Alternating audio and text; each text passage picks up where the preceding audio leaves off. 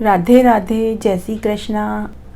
आज मैं आपको निर्जला एकादशी के नियम बताने जा रही हूँ। निर्जला एकादशी का अगर आप व्रत कर रहे हैं तो आपको किन नियमों का पालन करना चाहिए। निर्जला एकादशी का व्रत कर रहे हैं तो आपको नियमों का पालन करना चाहिए जिससे कि आपको एकादशी का पूरा फल मिल सके। ज्येष्ठ मास के शुक्ल पक्ष की एकादशी निर्जला एकादशी के नाम से जानी जाती है। निर्जला एकादशी साल की 24 एकादशियों में से सबसे कठिन, महत्वपूर्ण और सबसे अधिक फल देने वाली बताई गई है।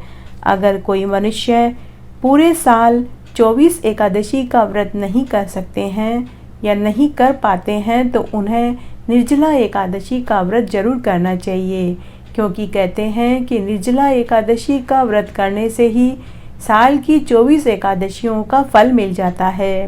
निर्जला का मतलब है बिना अन्न और जल के, अर्थात बिना अन्न और बिना जल के जो व्रत किया जाए उसे निर्जला एकादशी कहते हैं। एकादशी का व्रत कैसे करते हैं या किस प्रकार रखते हैं। व्रत वाले दिन सूर्य उदय से पहले उठकर स्नान आदि से निवृत्त होकर साफ वस्त्र धारण करें। सूर्य भगवान को अर्घ्य देवें। हाथ में जल, पुष्प, रोड़ी मोड़ी लेकर व्रत का संकल्प लेते हैं। निर्जला एकादशी की पूजन विधि। निर्जला एकादशी का व्रत करते हैं तो उस दिन सुबह ब्रह्म मुहूर्त में उठकर स्नान आदि करने के पश्चात साफ वस्त्र धारण करें। घर के पूजा स्थल की उचित साफ सफाई करें। पूजा के सभी बर्तनों को अच्छे से साफ करें। फिर पाटे पर पीला कपड़ा बिछाकर भगवान विष्णु की मूर्ति स्थापित करें। मूर्ति स्थापित करने से पहले भगवान को गंगा जल से स्नान करावें। फिर भगवान के सामने व्रत का संकल्प लेवें। विष्णु नारायण भगवान को चंदन का टीका लगावें। पीले फूलों की माला पहनावें। एक नारियल पर मोड़ी लपेटकर रोली से तिलक लगाकर भगवान को अर्पित करें। दक्षिणा चढ़ावें। ऋतुफल चढ़ावें। ऋतुफल में आम, तरबूज, तरककड़ी, खरबूजा और मावे की मिठाई रखें। भोग के ऊपर तुलसी दल अवश्य रखें, क्योंकि भगवान भोग को तभी स्वीकार करते हैं जब उसके ऊपर तुलसी दल रखा गया हो। घी का अखंड दीपक जलावें। अगरबत्ती करें। धूप दीप नैवेद्य चढ़ावें।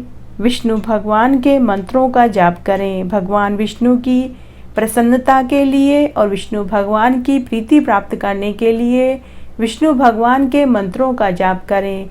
ओम नमो भगवते वासुदेवाय मंत्र का जाप करें।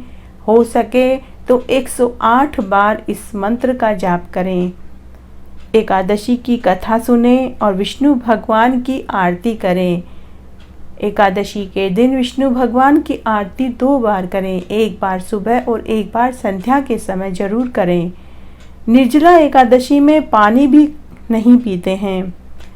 निर्जला एकादशी में पानी कब पीवें। कुछ लोगों का ये पूछना होता है कि निर्जला एकादशी में हम पानी कब पीवें। ज्येष्ठ मास की शुक्ल पक्ष की एकादशी निर्जला एकादशी के नाम से जानी जाती है, जिसका मतलब है बिना जल के। निर्जला एकादशी के दिन पानी पीना वर्जित है, लेकिन आप कुल्ला कर सकते हैं। 24 एकादशियों का फल देने वाली यह एकादशी निर्जला एकादशी है, जिसमें पानी पीना भी वर्जित है। अगर कोई मनुष्य निर्जला एकादशी का व्रत बिना अन्न और जल के कर लेता है तो उसे 24 एकादशियों का फल मिलता है और मरने पर स्वर्ग और मोक्ष की प्राप्ति होती है। उसके किए गए सभी पाप नष्ट हो जाते हैं और मनोकामना की पूर्ति होती है। एकादशी व्रत के पारण में चावल खाना क्यों जरूरी है। किसी भी एकादशी व्रत में चावल खाना वर्जित है। कहते हैं कि अगर मनुष्य एकादशी के दिन चावल खाते हैं तो उनका अगला जन्म रेंगने वाले प्राणियों की योनि में होता है। लेकिन अगर द्वादशी को चावल खाकर व्रत का पारण कर लें तो इस दोष से मुक्ति मिल जाती है। इसीलिए द्वादशी को चावल जरूर खा लेना चाहिए। निर्जला एकादशी में पानी नहीं पीना चाहिए। व्रत कब खोलें, व्रत का पारण कब करें? द्वादशी के दिन सूर्य उदय के बाद व्रत का पारण करना चाहिए। पारण यानी व्रत खोलना। पारण करते समय पहले जल पीवें, उसके बाद अन्न ग्रहण करें। निर्जला एकादशी में पानी क्यों नहीं पीते हैं? अगर बिना जल के यह व्रत करता है तो मनुष्य स्वर्ग को प्राप्त होता है। अगर बिना अन्न जल के निर्जला एकादशी का व्रत करे तो उसे पूरे साल की 24 एकादशियों का फल मिलता है। निर्जला एकादशी में पानी नहीं पीते हैं, लेकिन आप इसमें कुल्ला या आचमन कर सकते हैं। एकादशी में समय कैसे बितावें? पूरे समय शांत मन और चित्त रखें। भजन कीर्तन में समय बितावें। झूठ चोरी परनिंदा से बचें। हो सके तो ज़्यादा से ज़्यादा समय मौन रहकर बितावें। एकादशी के दिन न तो किसी की बुराई करें, न सुने, न बोलें। ब्रह्मचर्य का पालन करें। जमीन पर सोवें। रात्रि जागरण में समय बितावें। एकादशी व्रत क्यों करना चाहिए? मनुष्य को अपने पापों का नाश करने के लिए और मनोकामना की पूर्ति के लिए और मोक्ष की प्राप्ति के लिए और भगवान विष्णु की प्रीति प्राप्त करने के लिए एकादशी का व्रत अवश्य करना चाहिए। विष्णु भगवान की कृपा बरसती है।